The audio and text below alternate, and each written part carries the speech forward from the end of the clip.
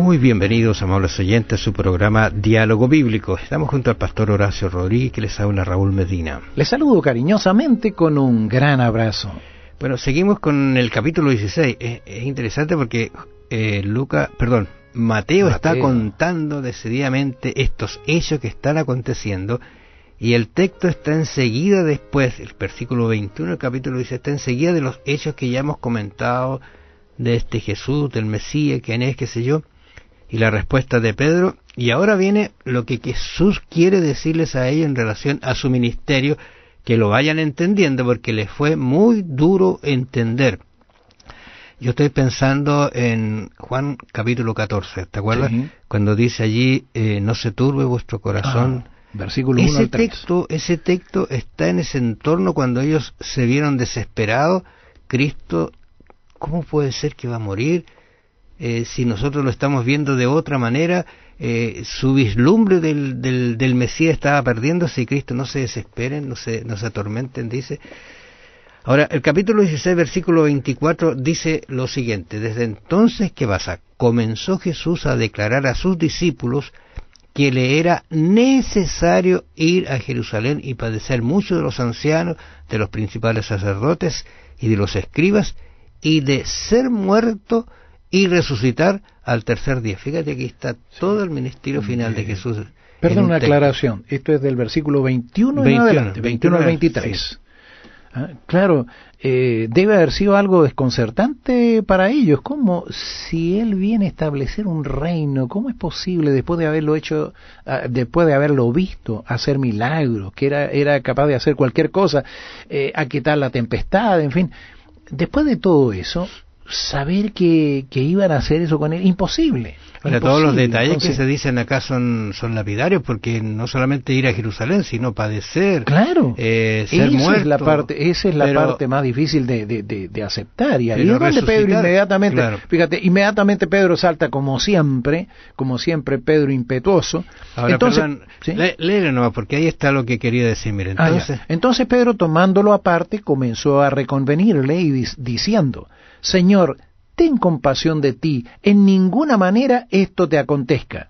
Pero él, volviéndose, dijo a Pedro: Quítate delante de mí, Satanás, me eres tropiezo, porque no pones la mira en las cosas de Dios, sino en la de los hombres. Ahora, aquí algunos autores piensan que como lo dijo Jesús, porque no tenemos aquí el tono de voz, primeramente, no tenemos la cara, y la de Pedro tampoco, pero nos imaginamos que Pedro, en una forma de demostrar que él tenía capacidad para discernir lo que Jesús quería hacer, lo estaba diciendo: mira, ahora te voy a orientar yo para que veas qué es lo que tienes que hacer.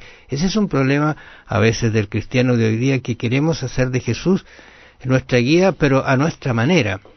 Sí, Señor, hay que hacer estas cosas, tú pides esto, pero yo lo hago de esta manera porque es así. Y me viene a la mente enseguida los dos hermanos, ¿no es cierto?, Caín y Abel. ¿Qué dijo Jesús? Un cordero. Él dijo: no, cordero no. Voy a poner, ¿no es cierto?, mi fruto, lo mejor de mí. Bueno, o sea, hago mi voluntad, pero y Dios tendrá que aceptarme. Pero fíjate, ahí yo creo que es lo que utilizó, lo que nosotros generalmente utilizamos, la lógica. Claro, la lógica humana. Y la lógica le decía, y si uno lo piensa bien, llama la atención, pero ¿por qué Caín tenía que ofrecer cordero cuando su hermano era el que criaba corderos? Claro. Él labraba la tierra, entonces, y dice que trajo de lo mejor de la tierra. Ahora al Señor no le agradó, quiere decir que al Señor le gustaba solamente la carne, no le gustaban los vegetales. No era ese el problema, era que Dios les había pedido, porque para el pecado, para ofrenda por el pecado, era un cordero de un año, tenía ciertas características, porque ese cordero estaba representando a Jesús. Si el Señor hubiese aceptado los vegetales que trajo Caín, habría sido una salvación por obras. Si yo presento buenas cosas, si doy una buena ofrenda al Señor, entonces la salvación los pecados están perdonados y yo tengo la salvación. Ahora, esta situación, cuando uno tiene que entenderla, cuando Jesús le dice: quítate delante de mí, Satanás, y yo tengo que recordar cuando Cristo estuvo en el monte los 40 días y vino Satanás a tentarlo. Es una situación muy similar en el sentido que Satanás quiso sacarlo de la misión que él tenía. Le ofreció este mundo, basta que me adore y te entrego todo y no vas al Calvario.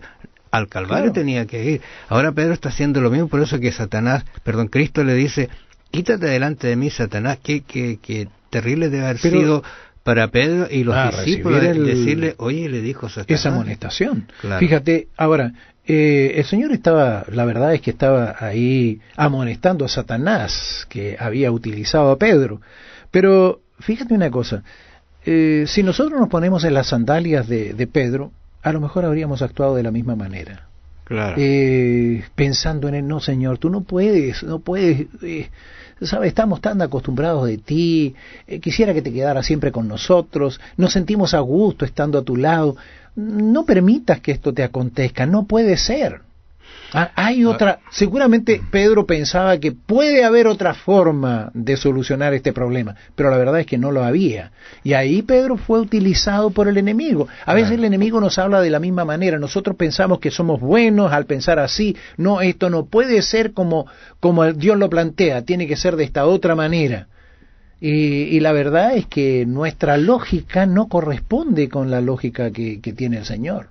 Ahora la respuesta de Cristo enseguida, como tú sabes que lo sacó un poquito del grupo, parece, según dice la Escritura, y le habla esto, ahora él lo vuelve a traer al grupo, Jesús, y le habla a los discípulos, y dice, entonces Jesús dijo a sus discípulos, si alguno quiere venir en pos de mí, niéguese a sí mismo, y tome su cruz, y sígame, porque todo el que quiere salvar su vida la perderá, y todo el que pierda su vida por causa de mí, la hallará. Y aquí aparecen estos conceptos que a veces no se entiende cuando están fuera de contexto. ¿Qué es lo que está diciendo Jesús? Que Él tiene que padecer, tiene que morir, tiene que cumplir su ministerio. Y queridos amigos, especialmente quienes nos escuchan, nos siguen, su ministerio usted debe encomendárselo al Señor. A lo mejor va a tener pruebas, va a tener cruces, va a tener dificultades, pero no nos desviemos de cumplir el propósito y la misión que Dios nos ha dado aquí en esta tierra.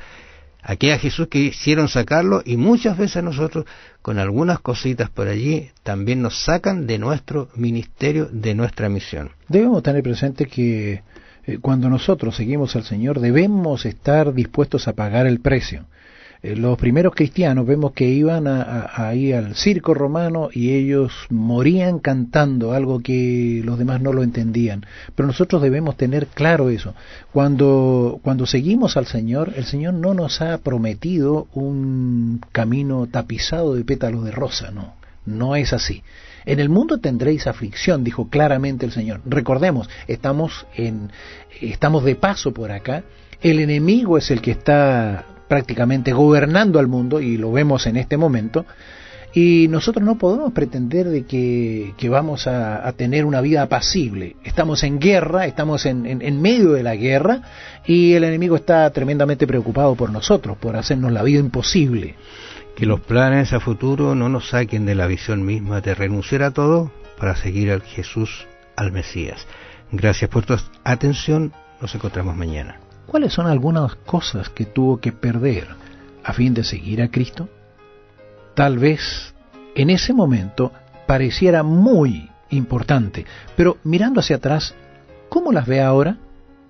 Piénselo. Que el Señor le bendiga. Será hasta mañana.